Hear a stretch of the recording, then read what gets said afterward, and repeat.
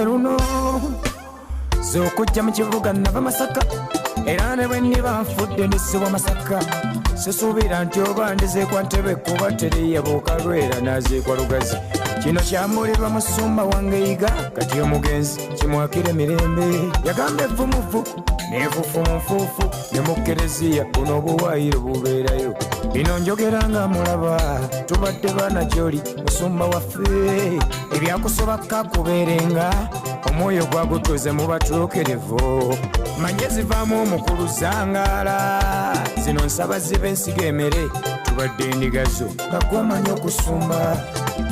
tuyeno twemagaza abayimbi abazanyi bakatemba bonna okussaako n'abadongo batulese mu biwoobe sulankaba nayitangaani alamanya ebyange yegawummula mirembe olumbe luno lumaze abanga tabalungi bokka nsigadde mu matiko omuyiya w'ennyimba omuwabuzi owaffe nga Revival Band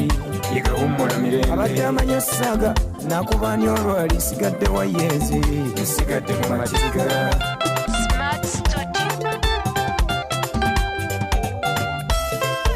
tunakibuulira ni taata wotoli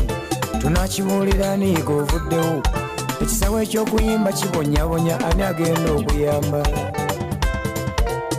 kyekiseera omanye Yiga gwennyumya yajja atya okufuuka kyomanyi yajja najjita ng'ayimba kayinga bw'asuna ekidongo munjulira abaaliyo yatuukira wakasozi omugenzi Walukaga ye yamuwa ne yintaviyu yamuyooya nnyo ebyava mu yintaviyu okuyimba bakuzuula nga kutankana mukulu Kayinga engeri gye yasulikanga jjita yakuwa yabyewuunya omulimu n'anoga Yiga baamumma omulimu so ng'endagaano byebakola nga bajja yali yabuteereka ewakasozi omulimu baafuna gwa nnyondo Yiga mukwano gw'abangi embeera n'emutuulako yagenda mu maaso ng'atakula omutwe yagwa mu shamba boyi n'aba omukozi w'awaka wadde ebizibu bingi byavunuse yalina ekirooto kye nga kya busumba abamulabakawo mu kiwuunya gye yatandikira kyaki mpaka eno mu kibaati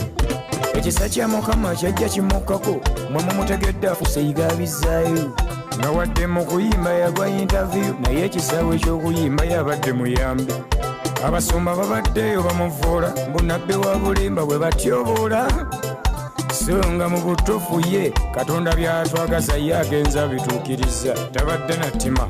wadde enkwe abadde wakisanga muntu w'abantu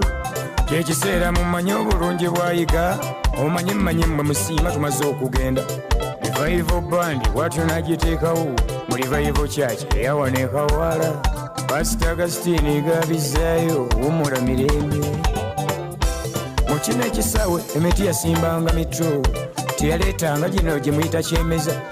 nabbi omukazi omala omwangi asa n'endugga ffenna yatutaddewo Bena Nabisinga Eric Mugwanya Pedro Matovu Damali Kirabo Namera Jackie Babirye Becky Bulisoni Ajati Madina byebuuza be batono bemmenye ennyimba ezamunyumira nga mujenvuddewe yafuba n'aziteekako vidiyo n'eragwa n'abawanuka saako n'olwakinyozi muzeeyise bata munnange kitalo ddala sulankaawa nayitangaani alamanya ebyange Yiga wummula mirembe olumbe luno lumaze abanga tabalungi bokka nsigadde mu matiko omuyiya w'ennyimba omuwabuzi owaffe nga Revival Band Yiga wummula mirembe abadde amanya essaaga nakubani olwali nsigadde wayenze nsigadde mu matiko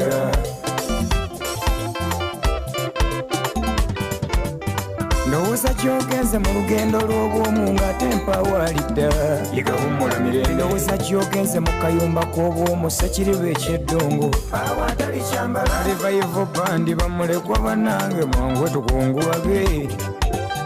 muzeeyi wavudde tusigadde mu bbanga kyesaba tukwatagane tweze ku mutindo ensi etuwoomere nga byetuyimba bagula kasita tutendese naffe tutendeka bapya amaze emirimu gye lugaba musaasira etalidde na ku ntuuyo ze Yiga wummula mirembe mu biro simaati saasira bwe tujja tutukubaganya gwabadde amanyiiga mu bintu bya jjita bino nsula mbuuza lwaki walumba b'omugaso baatugumbula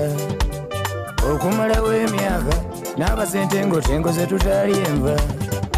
Yiga abadde sseggwange biddewo tebyenkanankana ebibi agenze nabyo Yiga wummula mirembe